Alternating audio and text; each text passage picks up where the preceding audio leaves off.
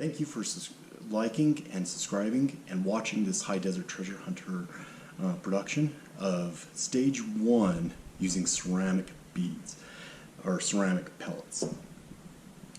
This is the grit we're using. It's 80 grit. It comes from Kingsley North. And we're also using these quick ceramic pieces that polish down. In this video I'm using the straight from the source. It hasn't been polished down or hasn't been tumbled yet. These have a quick tumble process, and they say within 24 hours they're ready for official use. However, with this video I just put them in because they're so quick. And the rocks and the minerals are very hard, so I'm not too worried. But if you were using softer materials, you want to tumble these for at least 24 hours with the 80 coarse grit or whatever grit you're using. If you're going to go down to 220, you should do it in the first stage and the second stage, these ceramics. So you do, if you're using it for the 220 stage, stage 2, go through the stage 1 24 hours, wash them off really well, and then tumble them for 24 hours within the stage 2. And then you can start using them. But I'm not really too concerned about it. And so, and these are hard rocks, like I mentioned. They're the same ones as the stage 1 with the plastic pellets and the old Meeser videos. So if you haven't seen those, please watch those. But this is just a continuation, showing you the difference between the plastic pellets and beads to the ceramics. So please like, subscribe, and share with all your friends, family, with the High Desert Treasure Hunters. Thank you.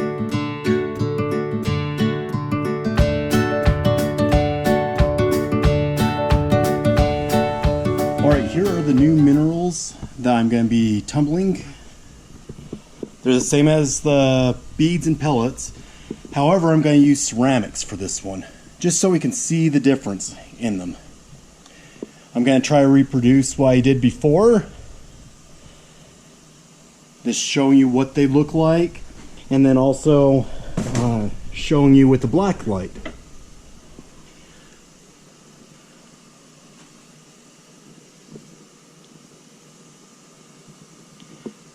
I have weighed them out like last time, and I want to see how they change. I'm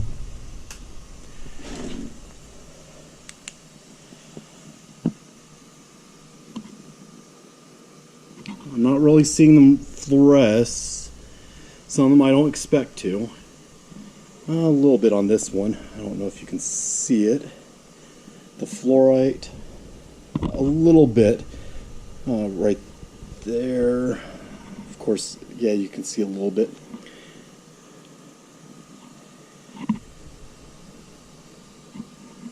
But once we get them polished, we should be able to see them like how they were in water.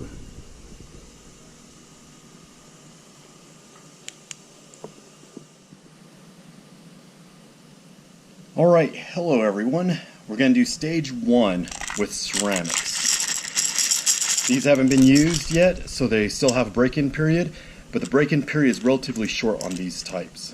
This is a special type that has a quick break-in, so I'm not too concerned, but typically you want to tumble it for a day to get off any of the rough edges that form, or when they're fabricated. As you can see, like right in here, you want to get all those. So, let's start. Let's go ahead and do what we usually do, is, if you see my other videos, let's put some on the bottom. Just like one layer, randomly assorted. And let's throw in our rocks.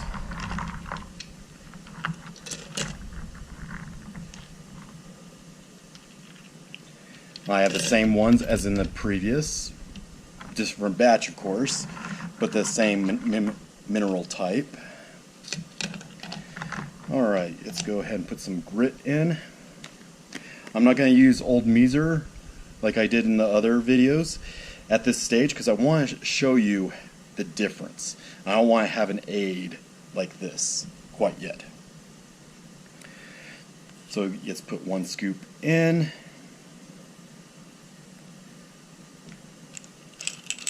And typically the ceramics are only used in the first 2 stages and then it goes to plastic if you choose to do it that way.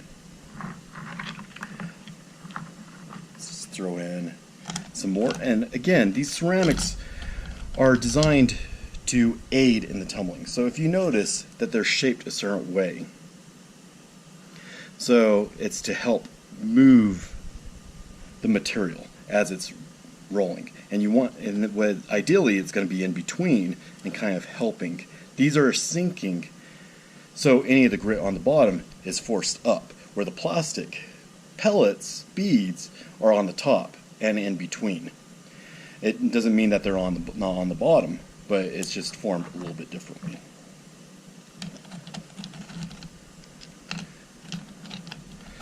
As you can see, it's pretty packed in there. I'm trying to mimic the same way we did before.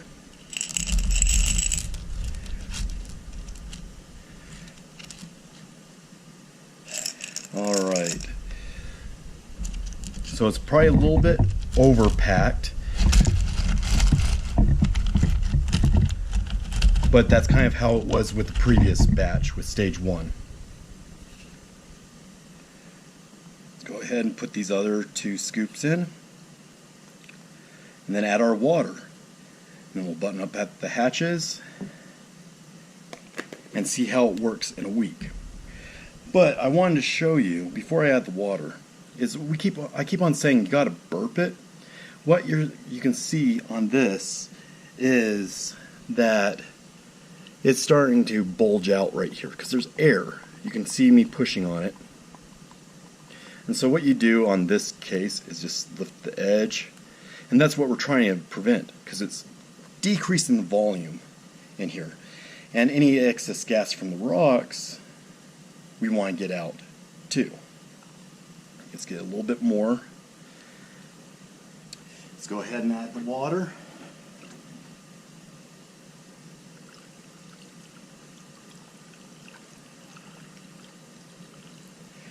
I see a couple gaps in there. I want to put a little extra ceramics, not much.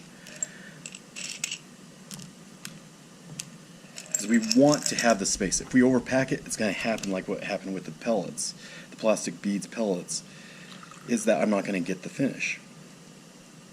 We leave about that centimeter, half an inch from the lip here.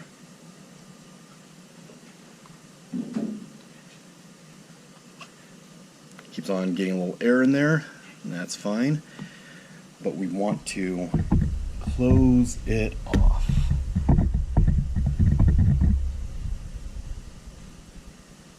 And like I keep on saying, know where you put the lid, because I put it off the side, not put it up here like I should have.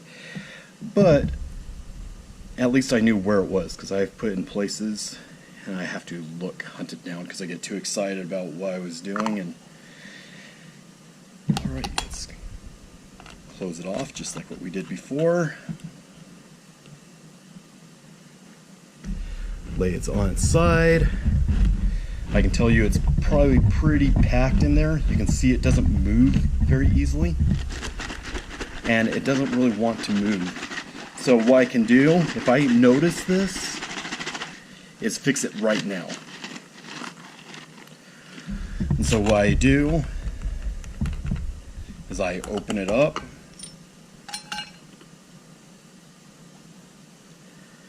and see what I can do. See, I don't want to lose minerals, so what I would probably do is take out some more of these ceramics. I put a little bit too many, and that's an easy area, especially in the first stage.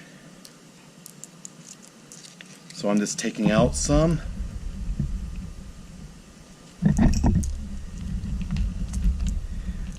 And that's quite a bit I took out. That's like equivalent to one of these rocks, as you can see. Maybe a little bit smaller. More comparable to that.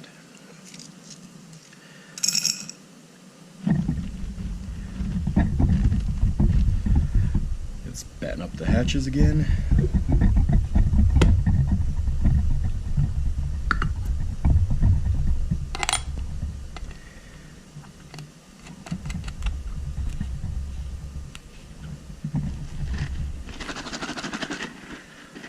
There we go.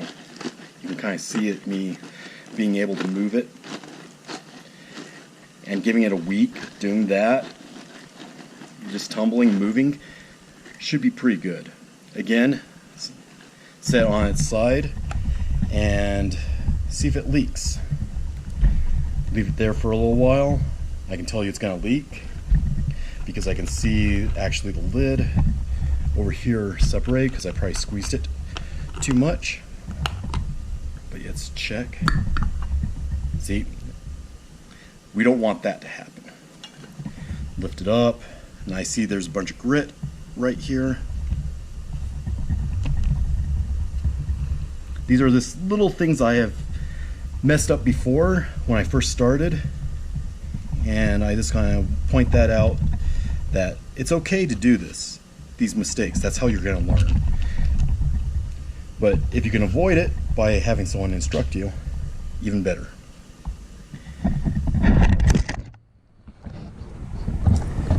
Yep, sorry about that.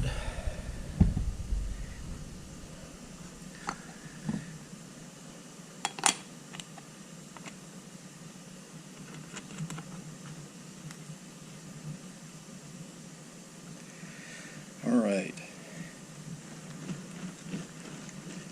I like the sound. So I'm going to leave it like that and see what happens if I leak any, especially since I know there was grit around. This is a good time to actually see. So you can see kind of how much I used. I probably used about a cup's worth, maybe a little less, 3/4 of a cup out of this jar. So that's probably a good amount used. So thank you for watching. Please like, please subscribe, pass along to your friends that are rock tumbling enthusiasts, and please give some comments. Let's help each other. Let's be positive, give constructive criticism, and help each other. This is how we grow as a group, and let's all have fun. So please subscribe to our channel, the High Desert Treasure Hunters, and share to any friends, family, anyone who's interested. Thank you, and see you next time with Stage 2. Thank you.